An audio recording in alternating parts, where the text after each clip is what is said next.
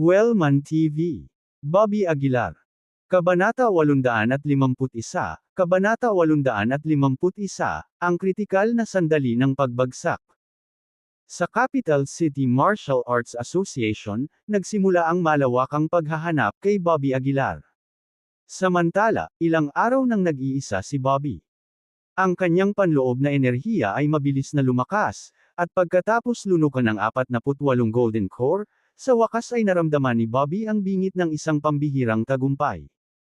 Mukhang malapit na akong pumasok sa Consummate Inner Strength Grandmaster Realm, naisip ni Bobby sa sarili. Hindi nang ahas si Bobby na mag-aksaya ng oras. Ipinikit niya ng bahagya ang kanyang mga mata at nilamon ang isa pang Golden Core. Sa ilalim ng epekto ng core na ito, nagsimulang tumaas ang enerhiya ni Bobby. Tila isang hakbang lang ang layo niya sa Consummate Inner Strength Grandmaster Realm. Sa sandaling ito, nakarating na si Warren sa pasukan ng Mystic Realm. Malamig niyang tinitigan ang pasukan, saka inilagay ang kamay sa walang laman na nasa harapan niya. Ang mga sinag ng liwanag ay nagsimulang lumiwanag, at dahan-dahan, isang pasukan ang lumitaw sa kanyang harapan. Ito ba ang Gayan City Mystic Realm? Naguguluhang tanong ng isang binata sa tabi ni Warren. Nanatiling tahimik si Warren at humakbang sa Mystic Realm. Dahil ayaw niyang mag-aksaya ng oras, mabilis siyang sinundan ng binata sa loob. Sa pagpasok ng dalawa sa Mystic Realm, agad na napansin ni Bobby ang kanilang presensya. Malapit na. Hindi sinasadyang nagbago ang ekspresyon ng mukha ni Bobby.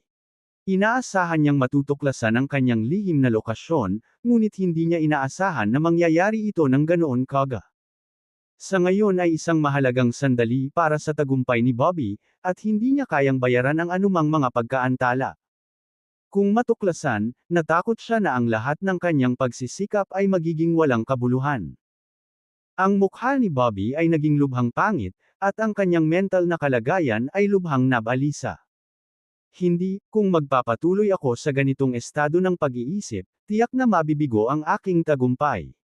Ungol ni Bobby. Huminga siya ng malalim, pilit na pinatatag ang kanyang sariling kaisipan, sinusubukan ng kanyang makakaya na huwag hayaang magambala ang kanyang sarili. Sa labas, si Warren ay patungo na sa bahay na may malalaking hakbang. Sa sandaling ito napansin ni Clarissa Johnson ang pagdating ni Warren. Dali-dali siyang lumapit at nagtanong, "Sino ka?"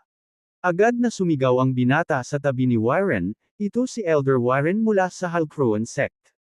Si Elder Warren ng Halcrowan Sect. Bahagyang nagbago ang mukha ni Clarissa. "At sino ka? Bakit ka nagpakita sa Mystic Realm ng Halcrowan Sect?" Malamig na tanong ng binata.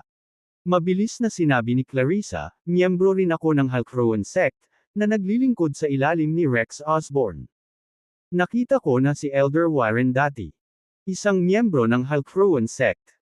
Nakakunot ang noo ni Warren, at parang may kainahinala ang mukha. Nagmamadaling inabot ni Clarissa ang kanyang bag at naglabas ng isang token. Ang token na ito ay talagang token ng Halcrowan Sect. Kinuha ni Warren ang token at sinulyapan ito, pagkatapos ay sinabi sa mahinang boses, "Sa katunayan, isang miyembro ng Halcrowan Sect." Ngunit akala ko pinatay ni Bobby Aguilar ang lahat ng nasa Mystic Realm. Paano ka nakaligtas? Malamig na tanong ni Warren. Nagmamadaling paliwanag ni Clarissa, "Kasi lang kasi ako sumali, hindi na ako nagtagal sa Mystic Realm." Si Warren ay tila tamad na ipagpatuloy ang pakikipag-usap kay Clarissa, ikanaway ang kanyang kamay at nagtanong, "Nasaan si Bobby Aguilar?" Kinagat ni Clarissa ang kanyang mga ngipin at sumagot, tungkol kay Bobby. "Wala siya dito. Wala dito." Kumunot ang noo ni Warren. Hindi ba sinabi ni Kenneth Mean na nag-iisa siya dito? At nasaan si Kenneth? Natuklasan ni Bobby na nagsumbong sa iyo si Kenneth, kaya pinatay niya, nahihirapang pagsisinungaling ni Clarissa. Kaya, para sa kaligtasan, nagpasya si Bobby na huwag itago ang sarili dito at sa halip ay pumunta sa Immortal Slaying Sect. Tumingin si Warren kay Clarissa nang may pag-aalinlangan, halatang hindi naniniwala sa kanyang mga sinabi. "Kuya Warren, kung hindi ka maniniwala sa akin, maaari kitang dalhin upang makita ang bangkay ni Kenneth." Mabilis na sabi ni Clarissa. Dalhin mo kami dyan ngayon din. Sigaw ng binata sa tabi ni Warren. Hindi na naglakas loob si Clarissa na magsalita pa, at nagmamadaling inakay ang dalawa sa bangkay ni Kenneth. Habang tinitingnan ang katawan ni Kenneth na nakahandusay sa lupa, malamig na sinabi ni Warren, ito ay tumatagal ng mga taon para sa Halcrowan sect upang linangin ang isang Mystic Realm Master. Talagang pinatay siya ni Bobby Aguilar. Hindi lang siya patay, ipinaalam din niya kay Bobby ang pagdating namin, hindi maiwasang magmura ng binata sa tabi ni Warren. Ipinagpatuloy ni Clarissa, bago namatay si Kenneth, hiniling niya sa akin na maghintay dito para sa iyo at sabihin sa iyo na si Bobby ay pumunta sa Immortal Slaying Sect. Huminga ng malalim si Warren at malamig na sinabi, pumunta tayo sa Immortal Slaying Sect. Oo. Tumalikod ang dalawa at umalis sa Mystic Realm. Habang pinagmamasdan ng kanilang mga paatros na figura, sa wakas ay nagpakawala ng mahabang buntong hininga si Clarissa. Naglakad siya papunta sa pinto ng kwarto ni Bobby at bumulong, Bobby, kailangan mong magmadali. Kung wala silang mahanap sa Immortal Slaying Sect, siguradong babalik sila. Sa loob ng silid, si Bobby ay gumagawa ng desperadong pagtatangka na makalusot. Ang kanyang enerhiya ay mabilis na tumataas, at mula sa kanyang katawan, ang mga sinag ng liwanag ay nagmula. Para kay Bobby, ang bawat tagumpay ay isang qualitative transformation. Mas malaki ang agwat sa pagitan ng Consummate Inner Strength Grandmaster at ng peak form of Military Marquis. Naniniwala pa si Bobby na hanggat tumuntong siya sa Consummate Inner Strength Grandmaster Realm, hindi siya matatakot sa half-step martial sages. Kung siya ay tumuntong sa half-step martial sage realm, si Bobby ay hindi matatakot sa sinuman sa ilalim ng langit. Tumayo si Clarissa sa labas ng pinto, nakatingin sa mga sinag ng liwanag na nagmumula sa silid, at nakaramdam ng kaunting kaligayahan sa kanyang puso. Ang ganitong uri ng sitwasyon ay dapat na isang pasimula sa isang pambihirang tagumpay. Bulong ni Clarissa. Ngunit sa sandaling iyon, muling bumukas ang pasukan sa Mystic Realm. Paglingon niya ay nakita niyang bumalik na talaga si Warren at ang binata. Kapansin-pansing nagbago ang mukha ni Clarissa, at napuno ng takot ang kanyang puso. Elder Warren, bakit ka bumalik? Tanong niya, sinusubukang pigilan ang takot sa loob niya. Kumunot ang noo ni Warren at sinabing, simula noong namatay si Kenneth sa harap ni Bobby, bakit hindi ka rin niya pinatay? Grabe ang pagbabago ng mukha ni Clarissa. Alam niyang may problema siya. Nagmamadali kasi si Bobby, kaya siya. Sinubukan pa rin ni Clarissa na magpaliwanag.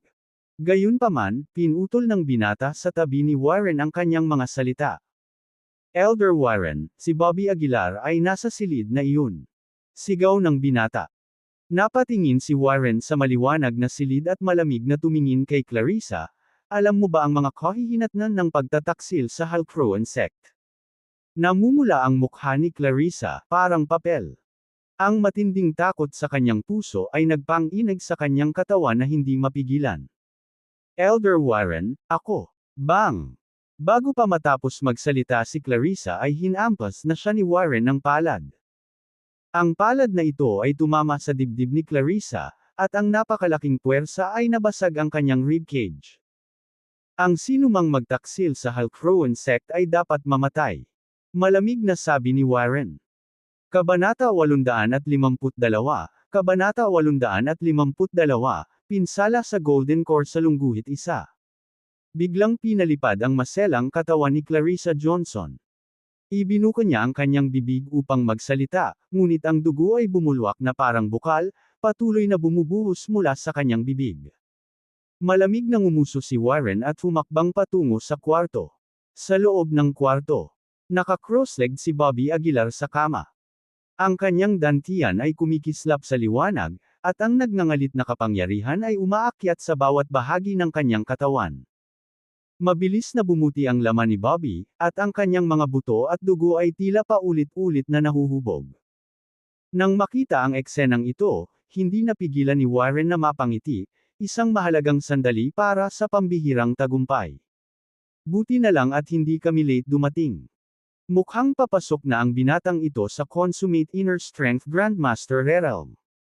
Mataimtim ding nagsalita ang binata sa tabi ni Warren. Bahagyang tumango si Warren, at malamig na sinabi, huwag mag-aksaya ng oras, patayin mo siya ng mabilis para maiwasan ang anumang aksidente. Habang nagsasalita siya, kumikinang sa liwanag ang kamay ni Warren, at isang nakakatakot na aura ng enerhiya ang mabilis na namuo sa kanyang palad. Bat, mamatay ka! Kasabay ng galit na dagandong ni Warren, hinawakan niya ang nakakatakot na enerhiya at direktang binasag ito kay Bobby Aguilar. Si Bobby, na nasa kritikal na sandali ng pambihirang tagumpay, ay walang oras na mag-react at kayang tiisin ito ng buong lakas. Boom! Lumipad palabas ng paalang ang buong katawan ni Bobby. Isang subo ng dugo ang tumalsik ng marahas. Ngunit sa kabila nito, hindi pa rin iminulat ni Bobby ang kanyang mga mata. Umasa siya sa kanyang makapangyarihang divine sense para patatagin ang kanyang isip. Ang kanyang katawan ay naglalabas pa rin ng liwanag kung saan-saan. Hindi nito maiwasang mapakunot ang noo ni Warren, at bakas sa mukha niya ang pagkagulat. Malamig siyang tumingin kay Bobby at mahinang sinabi, nakaharap ang ganoong pag-atake at napapanatili pa rin ang isang matatag na estado ng pag-iisip, ang batang ito ay hindi simple. Warren, bilasan mo at patayin mo siya. Hinimok ng kabataang katabi niya. Walang sabi-sabi, dahan-daang nagdikit ang mga kamay ni Warren na parang gumagawa ng nakakatakot na pamamaraan. Isang nagyayelong kapangyarihan ang namuo sa pagitan ng kanyang mga kamay, at ang buong silid ay gumuho ng malakas. Gusto kong makita kung paano ka makalusot sa harap ko. Sigaw ni Warren, at saka malakas na itinulak ang kanyang mga kamay pasulong. Rumble. Ang nakakatakot na buwan, parang gulong, ay gamulong patungo kay Bobby. Sumabog ang enerhiya sa katawan ni Bobby. Ang buong silid ay ganap na naging alikabok, maging ang buong Mystic Realm ay umuugong na parang hindi nito kinaya ang lakas. Sa paligid ni Bobby, nabalot ng mga alon ng alikabok ang lugar, na humahadlang sa paningin ng lahat. Walang oras na nag-isip, humakbang si Warren at naglakad papunta sa gilid ni Bobby. Gayunpaman, may isang nakakagulat na nangyari. Sa sandaling ito, si Bobby ay napuno ng dugo, ang kanyang mga buto ay nabasag, at ang kalahati ng kanyang katawan ay halos mabahira ng dugo. Gayunpaman, si Bobby ay nanatiling matatag na parang bato, hindi natitinag na parang bundok. Panay pa rin ang pagtaas-baba ng kanyang hininga. Paano ito posible? Bigla nitong ikinagulat si Warren. Hindi banggitin ang matigas na laman ni Bobby, ang kanyang malakas na estado ng pag-iisip lamang ay sapat na upang niyanig ang mundo. Hindi nakakagulat na ang Halcrowan sect ay paulit-ulit na nabigo. Seryosong sabi ng binata sa tabi niya. Ang antas ng takot ng batang ito ay lampas sa aming imahinasyon. Napakalungkot ng mukha ni Warren, at tinitigan niya si Bobby, malamig na sinabing, talento mo talaga, nakakahiya na patayin ka ng ganito. Sa sandaling ito, hindi pa matagumpay na nakapasok si Bobby sa Consummate Inner Strength Grandmaster Realm at nakayanan pa rin niya ang dalawang galaw ni Warren sa kanyang unconscious state. Ano ang mangyayari kung matagumpay siyang nakalusot? Habang iniisip niya ito, namuo ang mga daliri ni Warren, parang mga spike ng liwanag. Dahil iyon ang kaso, dudurugin ko ang iyong ginintoang core. Marahas na sabi ni Warren. Ang kanyang daliri ay kumikinang na parang mga spike, na naglalabas ng nakakagigil na kislap. Pagkatapos, ang dulo ng daliri ni Warren ay bumaril pasulong, at ang liwanag ay agad na sumugod patungo sa ibabang bahagi ng tiyan ni Bobby. Ang gayong mabangis na hakbang ay biglang naging sanhi ng marahas na epekto sa ginintoang core ni Bobby. At nanginginig ang katawan ni Bobby nang hindi sinasadya. Tumutulo ang pawis mula sa kanyang noo, hindi alam kung sa sakit o kaba. Ha. Nang makita ito ni Warren ay hindi napigil ang tumawa ng malakas. Hanggat sirain ko ang iyong ginintoang core, kahit na mayroon kang mahusay na mga kakayahan, ikaw ay mababawasan sa isang basura. Ginamit muli ni Warren ang parehong pamamaraan, na hinampos muli ang ibabang bahagi ng tiyan ni Bobby. Ang ginintoang core ni Bobby ay dumanas ng isa pang marahas na epekto. Ang liwanag na lumulutang sa ginintoang core ay tila medyo lumabo sa sandaling ito. Ang lahat ng paglilinang ay umasa sa suporta ng ginintoang core. Kapag ang ginintoang core ay nawasak, ang isa ay magiging ganap na kapansanan. Tumutulo ang pawis sa noo ni Bobby, at ang sakit ay nagdulot ng physiological reaction sa kanyang katawan. Lalong lumakas ang liwanag ng palad ni Warren, at pinaikit niya ang kanyang mga mata, sinabing, "Isa pa, basagin mo ang iyong ginintoang core." Sa pagkakataong ito, halos natipon na niya ang lahat ng kapangyarihan ni Warren. Hanggat ito ay nahulog, ang ginintoang core ay masisira. Break ka para sa akin. Sa galit na galit mula kay Warren, ang liwanag sa kanyang kamay ay direktang tumagos sa ibabang bahagi ng tiyan ni Bobby.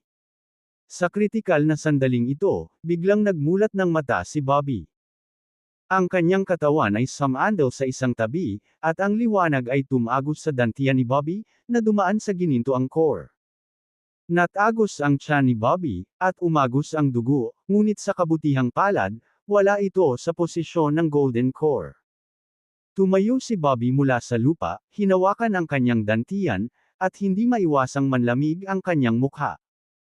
Bahagyang damilat din ang mga mata ni Warren, at ngumisi siya, "Maswerte ka talaga na nakumpleto mo ang iyong tagumpay sa sandaling ito. Pero sayang naman at nasira na ang golden core mo. Kahit nakalusot ka, anong kaibahan?"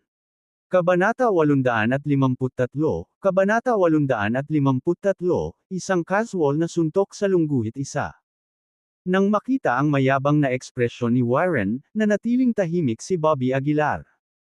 Iniyuko niya ang kanyang ulo at hinawakan ang kinaroroonan ng kanyang dantian, nakaramdam ng mga pagsabog ng pumipintig na sakit. Sa ilalim ng kanyang paulit-ulit na pag-atake, ang dantian ni Bobby ay talagang dumanas ng matinding epekto. Ngunit anuman iyon, ang kasalukuyang estado ni Bobby ay maaaring ituring na tumuntong sa consummate inner strength Grandmaster realm. Parehong bumuti ng husto ang kanyang katawan at lakas. Ang espiritual na kapangyarihan sa loob niya ay malawak na parang karagatan, halos walang katapusan, at ang lalim nito ay higit pa sa imahinasyon ni Bobby. Ang kasabihan na ang isang magulong katawan ay hindi magagapi sa mga kasamahan ay hindi lamang walang laman na usapan. Higit pa rito, mayroon lamang isang manipis na linya sa pagitan ni Bobby at itong kalahating hakbang na martial sage. "Ano, natatakot ka ba?" Walang pakialam na tanong ni Warren. Umiling si Bobby at sinabing, "Alam mo ba kung ano ang hitsura mo sa akin?" Tumaas ang isang kilay ni Warren, "Oh. Ngayon, parang langgam ka na sa paningin ko, kahit anong pagmamayabang at pagtapak mo, katawa-tawa lang," mahinang sabi ni Bobby. Nang marinig ang mga salita ni Bobby, tumawa ng malakas si Warren, "Isa ka lang ganap na lakas ng inner Grandmaster, how dare you spout such wild words? Ano, talagang naniniwala ka na ang kapangyarihan ng martial saint na dating taglay mo ay ang iyong tunay na lakas?" Ngumisi si Bobby, "Sa totoo lang, mas malakas ako ngayon kaysa noong nagkaroon ako ng power of martial saint." "Kalokohan," sabi ni Warren na may malungkot na mukha. "Anak, dahil buhay ka pa, bibigyan kita ng pagkakataong mabuhay. Ibigay mo si Emily Taylor, at baka isipin kung iligtas ang buhay mo." Naging malamig ang mukha ni Bobby, habang malamig niyang sinabi, "Ang sinumang nag-iisip tungkol kay Emily ay makakatagpo lamang ng isang kapalaran, at iyon ay, kamatayan." Habang nagsasalita siya, lumutang ang mamamatay tao na espiritu sa katawan ni Bobby. Ramdam ang lamig ng buto na nagmumula kay Bobby, hindi sinasadya ni Warren na kumunat ang kanyang mga kilay. Dahil sa ginaw na ito, nakaramdam siya ng matinding panganib. "Hindi, kailangan ko siyang patayin ng mabilis." Lihim na nag-isip si Warren. Hindi na siya nag-aksaya pa ng oras, mabilis na gumagalaw ang mga kamay niya sa ere. Sunod-sunod na bumulwak ang inner strength mula sa kanyang mga kamay, na nag-transform sa mga higanteng sawa. Ang mga sawa ay maputlang asol na kulay at iginagalaw ang kanilang malalaking ulo sa hangin. Ang mga ito ay nabuo mula sa purong espiritual na kapangyarihan, ang kanilang kapangyarihan ay hindi maisip. "Pumunta ka sa impyerno." Sa isang malakas na sigaw, itinulak ni Warren ang kanyang mga kamay pasulong, at ang ilang mga sawa ng inner strength ay sumugod kay Bobby. Malamig na pinagmamasdan ni Bobby ang umaataking mga sawa, ang sulok ng kanyang bibig ay kumukunot sa isang mapang-asar na ngiti. Bahagya niyang ikinuyom ang kanyang kamao, at ibinato ang isang casual na suntok sa direksyon nila. Gayunpaman, ang tila simpleng suntok na ito ay naglalaman ng kapangyarihang wasakin ng langit at lupa. Ang golden light ay bumaril mula sa kamao ni Bobby, na nabulag sa paningin ng lahat sa isang iglap. Boom! Sa ilalim ng suntok na ito, lahat ng nasa harapan nila ay naging kawalan. Maging ang nakapalibot na espasyo ay umuugong, na para bang hindi nito kakayanin ang puwersang ito. Ang mga sawa na nilikha ni Warren ay nawala sa isang iglap. Grabe ang pagbabago ng mukha ni Warren. Napaatras siya ng 2 hakbang, puno ng takot ang mukha niya. Ang diskarteng iyon ay ang kanyang sikat na sining, at ngayon ito ay nawasak sa pamamagitan lamang ng isang casual na suntok. Ano? Anong uri ng pamamaraan iyon? Nagtatakang tanong ni Warren. Saglit na nag-isip si Bobby at sinabing, hindi talaga teknik, basta-basta lang. Isang casual na suntok. Paano ito naging posible? Ang kanyang sikat na pamamaraan ay nabasag ng isang casual na suntok. Bobby Aguilar, ikaw. Ayoko nang marinig pa ang mga kalokohan mo, winagiway ni Bobby ang kanyang kamay. Ang bawat isa sa inyo na mamatay ay kailangang magsabi ng isang grupo ng mga walang kwentang salita.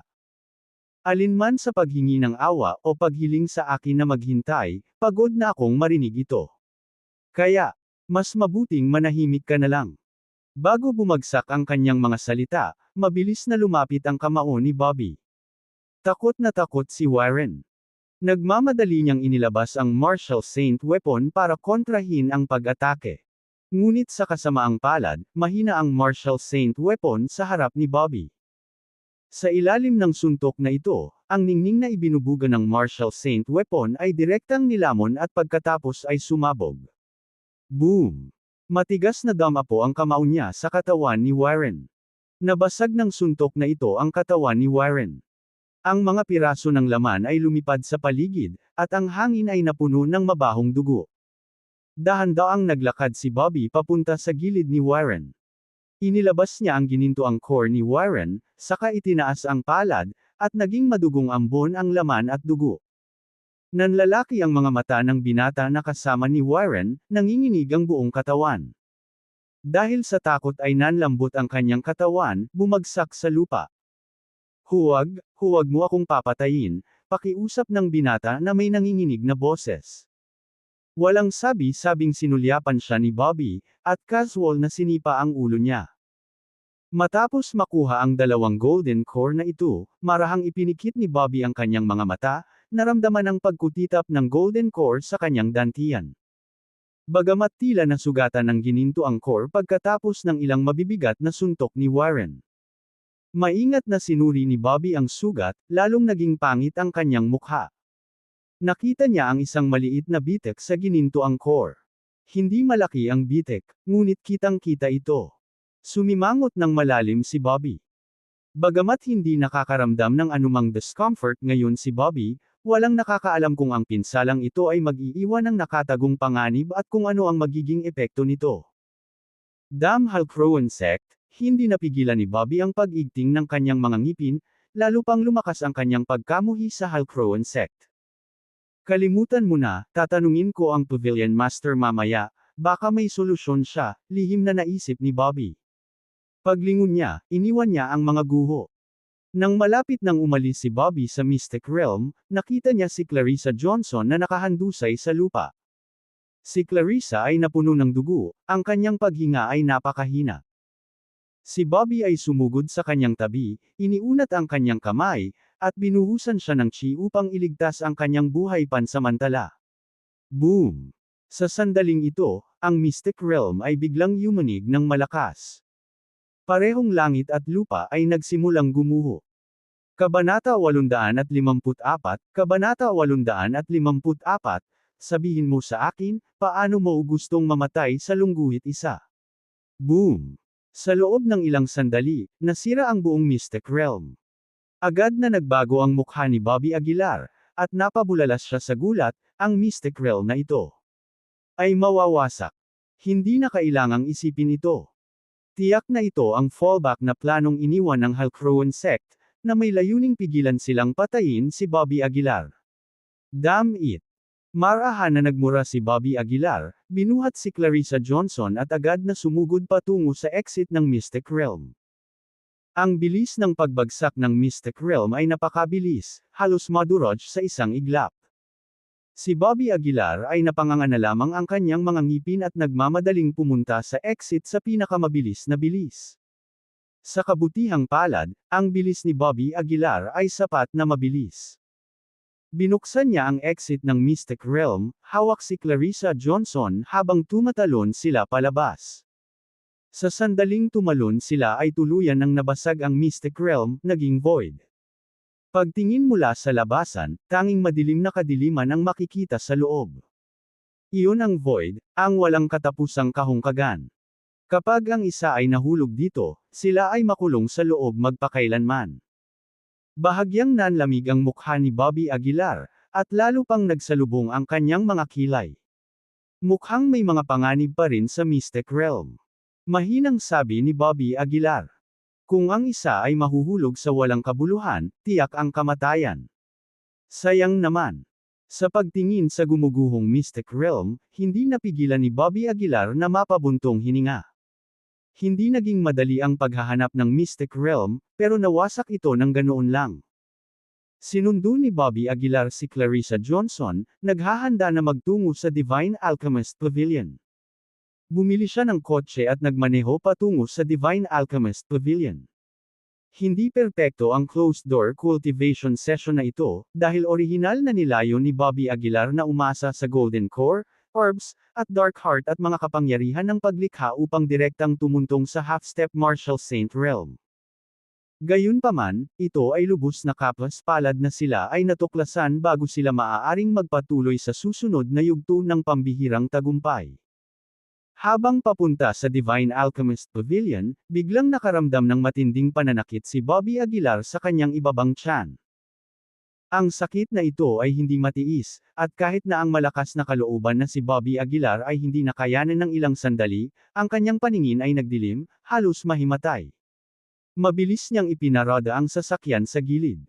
Sa sandaling huminto ang sasakyan, biglang bumulwak ang bibig ni Bobby Aguilar ng isang subo ng dugo. Sa sandaling tumalsik ang dugo, nawala rin ang sakit. Ang mukha ni Bobby Aguilar ay hindi kapani-pani walang pangit. Sa palagay ko ang mga bitik sa ginintuang core ay nagdudulot ng gulo. Bulong ni Bobby Aguilar sa kanyang paghinga. Ang dalawang mabibigat na welga ni Warren ay malinaw na nag-iwan ng ilang nakatagong pinsala. Pinaikit niya ang kanyang mga mata, sinusubukang ayusin ang kanyang dantian gamit ang chi, ngunit sa kasamaang palad, nabigo siya. Damn it! Hindi napigilan ni Bobby Aguilar na magmura muli sa ilalim ng kanyang hininga. Nang walang oras upang mag-isip, maaari lamang ilagay ni Bobby Aguilar ang kanyang pag-asa sa Pavilion Master sa puntong ito. Bumilis ang sasakyan patungo sa Divine Alchemist Pavilion. Makalipas ang ilang oras, sa wakas ay huminto ang sasakyan sa harap ng Divine Alchemist Pavilion. Sa sandaling huminto sila, naramdaman ni Bobby Aguilar na may mali. Ang buong Divine Alchemist Pavilion ay nabalot ng malakas at malamig na aura. Ang malaganap na pagpatay na layunin ay nagpukaw ng mga bugzo ng hangin. Mabilis na ipinarada ni Bobby Aguilar ang sasakyan at saka nagmamadaling tinungo ang Divine Alchemist Pavilion. Sa sandaling ito, sa loob ng Divine Alchemist Pavilion, ang Pavilion Master ay napuno ng dugo, ang kanyang mukha ay sobrang putla. Sa tabi niya ay nakahiga ang tatlong katawan. Sa pagtataka ng lahat, dalawa sa mga katawan na ito ang nasa half-step Martial Saint Realm. Lord of the Medicine God Pavilion, talagang minaliit ka namin. Malamig na sabi ng isang matangkad na lalaki sa harap ng Pavilion Master. Maaari mo talagang patayin ang tatlo sa ating half-step Martial Saints. Anong kaharian na ang narating mo? Malamig na tanong ng isa pang tao. Pinunasan ng Pavilion Master ang dugo sa gilid ng kanyang bibig, nakatayo habang nakataas ang kanyang dibdib, at malamig na sinabi, hindi na kailangan ng walang ginagawang usapan, tapusin na natin ito. Nanginginig ang mga paa ng Pavilion Master, at isang madilim na asol na liwanag ang nagsimulang kumalat mula sa kanyang mga paa. Walang kwenta. Hamina na ang aura mo sa sukdulan, at siguradong hindi ka mapapantayan sa ating dalawa. Malamig na sabi ng matayog na lalaki. Ibigay mo si Emily Taylor ng masunurin, at ililigtas namin ang iyong buhay. Kung hindi, walang sinumang kaluluwa sa Divine Alchemist Pavilion ang maiiwang buhay. Ang Pavilion Master ay nanatiling tahimik, tumugon lamang ng isang bughaw na hampas ng palad. Binalot ng hampas ng palad ang kalangitan, at ang nakakatakot na aura ay naging sanhi ng pagbagsak ng lupa. Ngunit sa sandaling ang hampas ng palad na ito ay malapit ng damapo sa dalawang lalaki, ang mukha ng Pavilion Master ay namuti, at siya ay dumura ng isang subaw ng dugo. Bahagyang nanginig ang hampas ng palad, at ang kapangyarihan nito ay nawala sa isang iglap. Sinamantala ng dalawang lalaki ang pagkakataon at agad na umatake, nanginginig ang kanilang mga palad at isang sinag ng liwanag ang bumaril patungo sa Pavilion Master. Ang sinag ng liwanag na ito ay napakabilis, ang Pavilion Master ay walang lakas na umiwas. Bang! Ang kanyang dibdib ay hinampas ng husto, at ang kanyang mukha ay lalong namutla. Martha Evans, bakit mo ipinipilit na lumaban ng walang kabuluhan? Para kang patay ngayon. Kahit na ang pinakamakapangyarihan sa mga Diyos ay hindi ka mailigtas ngayon. Ang dalawang lalaki ay nagbuga ng nakakatakot na liwanag, at sa kanilang pinagsamang pagsisikap, isang higanteng talim ang namuo sa itaas ng ulo ng Pavilion Master. Ang talim ay napuno ng matinding hangarin sa pagpatay at diretsyong tinusok pababa patungo sa Pavilion Master mula sa itaas. Nang malapit ng mahulog ang talim sa Pavilion Master, isang kislap ng gintong liwanag ang pumasok at hamarang dito. Pagkatapos, nakita ng lahat ang isang gintong kamao na nagpapaliwanag sa buong mundo habang ito ay bumangga sa talim. Boom! Sa sandali ng epekto, ang shockwave ay kumalat palabas. At ang talim na namuo sa hangin ay talagang nabasag ng isang suntok. Napuno ng usok at alikabok ang hangin, na nakapalibot sa lahat sa katahimikan. Sa pagtingin, si Bobby Aguilar ay nakatayo sa harap ng Pavilion Master. Habang inalalayan niya ang Pavilion Master, nanlamig ang kanyang mga mata habang nakatitig sa dalawang lalaking nasa harapan niya. Bobby, nahirapang magsalita ang Pavilion Master. Parang may gusto siyang sabihin, pero tinalikuran lang siya ni Bobby. Lord Pavilion Master, magpahinga ka lang ng mabuti. Ipaubaya mo na sa akin ang dalawang ito. Bulong ni Bobby. Pagkatapos niyang magsalita ay tumayo si Bobby at tumingin sa dalawang lalaking nasa harapan niya. Sinuri ng dalawang lalaki si Bobby at nagtanong, "Sino ka?" Hindi sinagot ni Bobby ang kanilang tanong. Sa halip, malamig niyang sinabi, "Sabihin mo sa akin, paano mo gustong mamatay?" Kabanata 855, Kabanata 855, Paglulunsad ng paghihiganti sa lungguhit isa. Ang mayabang na tono ni Bobby Aguilar ay medyo nag-iingat sa kanilang dalawa. "Sino ka ba talaga?" Malamig na tanong ng dalawa. "Ako ang dapat magtanong sa iyo. Sino ang nagpadala sa iyo?" Magagawang magpakilos ng 5 half-step martial sages, hindi ito dapat isang hindi kilalang sekta. Malamig na tanong ni Bobby Aguilar. "Sa tingin mo ba talaga sasabihin namin sa'yo?" Ngumisi si Bobby Aguilar, "Kung ayaw mong sabihin, huwag na lang. Kahit anong sekta, pagdating ng isa, papatayin ko." Bago bumagsak ang kanyang mga salita, sumambulat si Bobby Aguilar. Ang kanyang mga galaw ay simple at walang palamuti, na may lamang mabangis na kamao. Ang dalawang lalaki ay natural na hindi uupo at maghintay para sa kamatayan, kaya agad nilang inilabas ang kanilang kakaibang kakayahan, itinaas ang kanilang mga palad, at isinaaktibo ang kanilang mga diskarte.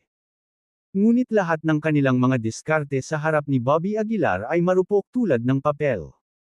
Sa sandaling hinawakan nila, diretsyo silang natunaw. Nang makita ito, biglang lumiit ang mga estudyante ng dalawang lalaki, at tumalikod sila para tumakbo. "Hindi ka makakatakas." Tinadyakan ni Bobby Aguilar ang kanyang paa, at kumalat kaagad ang heavy falling space. Pagkatapos tumuntong sa consummate inner strength Grandmaster Realm, ang heavy falling space ni Bobby Aguilar ay pinahusay din. Hindi lang bumagal ang takbo ng dalawa, kundi nagkaroon pa ng sandali ng kawalan ng pag-iisip. Dapat itong malaman na sa isang mahusay na digmaan, ang isang bahagyang kakulangan ng pag-iingat ay maaaring humantong sa kamatayan, pabayaan ang isang sandali ng kawalan ng pag-iisip. Sinamantala ni Bobby Aguilar ang pagkakataong ito, ang kanyang mga kamao ay parang mga meteorite, na direktang nakabasag sa ulo ng dalawa. Kanina lang, naging mayabang ang dalawang half-step na martial sages, ngunit ngayon sila ay naging malamig na mga bangkay.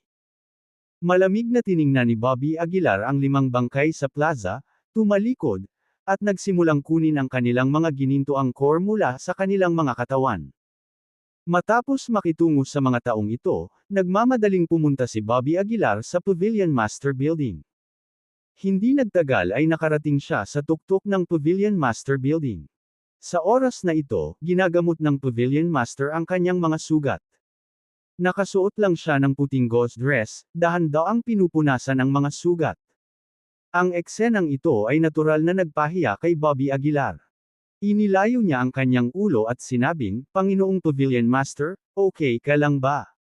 Sabi ng Pavilion Master, "Okay lang ako." "Ano ang tungkol kay Emily Taylor?"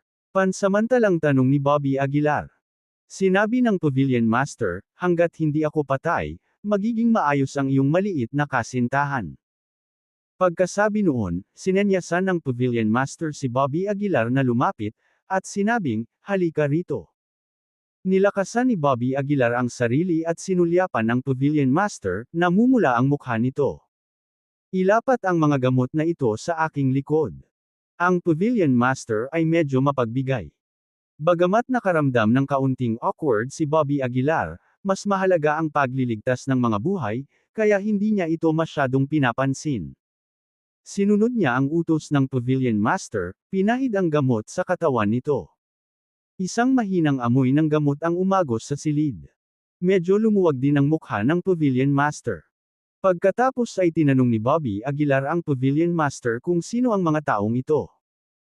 Umiling ang Pavilion Master at sinabing, "Hindi ko alam, pero hinabol nila si Emily Taylor, at hindi iyon ang huling alon." Huminga ng malalim si Bobby Aguilar. Ang mga taong ito ay mas mabilis kaysa sa kanilang naisip. "Napatay mo ba ang 3 half-step martial sage na iyon?" Medyo nalilitong tanong ni Bobby Aguilar. Binigyan ng Pavilion Master si Bobby Aguilar ng patagilid na sulyap, sinabing, "Sino pa?" Hindi mapigilan ni Bobby Aguilar na magulat.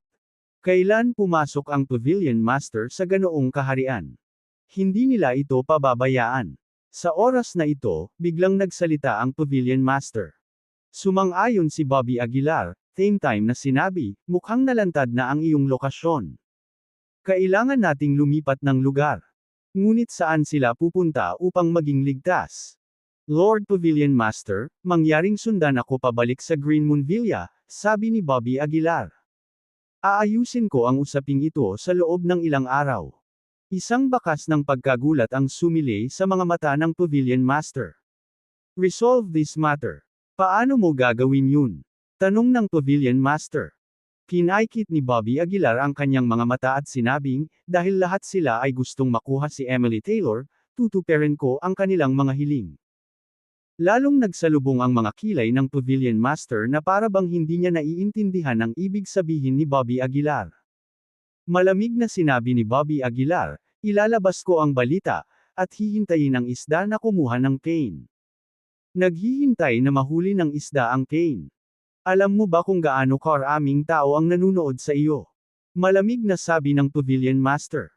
"Bobby Aguilar, hanggat hindi ka papasok sa Martial Saint Realm, ang dami ay maaaring magdulot ng qualitative change. Maaari mong talunin ang 5 half-step Martial Sages, ngunit maaaring hindi mo matalo ang 10 half-step Martial Sages. Ang pinagsamang kapangyarihan ng mga ito ay lumampas sa iyong imahinasyon." Gayunpaman, walang pakialam si Bobby Aguilar. Magsasalita na sana siya nang bumangon muli ang matinding sakit. Paff! Biglang lumuwa ang bibig ni Bobby Aguilar ng puno ng dugo, at nagdilim ang kanyang paningin, halos bumagsak sa lupa. Nang makita ito, sumimangot ang Pavilion Master at sinabing, "Nasugatan ka ba?" Tumango si Bobby Aguilar at sinabi sa Pavilion Master ang mga pangyayaring nangyari. Iniisip ko lang kung may anumang paraan upang pagalingin ang pinsala sa aking ginintoang core. Sabi ni Bobby Aguilar sa malalim na boses. Gayunpaman, ang ekspresyon ng Pavilion Master ay sobrang pangit. Matiim niyang tinitigan si Bobby Aguilar, na nagsasabing, sabi mo. May mga bitek sa iyong ginintoang core. Oo. Tumango si Bobby Aguilar. Hindi ko alam kung anong uri ng epekto nito sa akin. Matagal na hindi nagsalita ang Pavilion Master. Pagkaraan ng ilang sandali, bahagyang bumantong hininga siya, ang isang nasirang dantian ay makakaapekto sa iyong pundasyon at sa iyong paglilinang. Upang ayusin. Ito ay napakahirap. Medyo naging pangit din ang mukha ni Bobby Aguilar. Wala ka ring paraan. Nakakunot noong tanong ni Bobby. Umiling ang Pavilion Master at sinabing, hindi naman sa walang paraan, napakahirap lang. May alam akong tableta na kayang ayusin ang dantian, ngunit ang mga materyales para dito ay matagal nang nawala. Huminga ng malalim si Bobby Aguilar at nagtanong, ano ang tawag sa materyal? Langit na vanilla, sabi ng Pavilion Master. Heavenly vanilla. I see. Tahimik na naalala ni Bobby Aguilar ang pangalan. Pagkatapos, tinulungan ni Bobby Aguilar ang Pavilion Master na tumayo at sinabing, magpalit muna tayo ng pwesto.